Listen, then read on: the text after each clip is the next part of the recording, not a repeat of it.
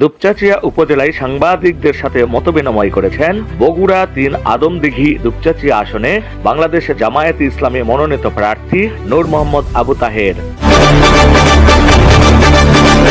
মতবিনিময়কালে উঠে আসে বগুড়া ৩ আসন এলাকা ঘিরে নূর মোহাম্মদ আবু তাহেরের মনস্তাত্ত্বিক চিন্তাভাবনা, স্বপ্ন এবং পরিকল্পনা, দক্ষ মানব সম্পদ উন্নয়ন এবং বিস্তর কর্মসংস্থান সৃষ্টির লক্ষ্যে কাজ করে যাবেন বলে জানান আবু তাহের নূর মোহাম্মদ।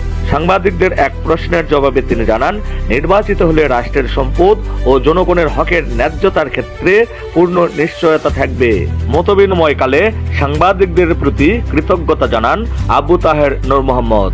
সমাজের সম্ভাবনার দরজাগুলোতে নক করেন, যারা সংকট এবং সম্ভাবনার কথাগুলো পৃথিবীর কাছে তুলে ধরেন।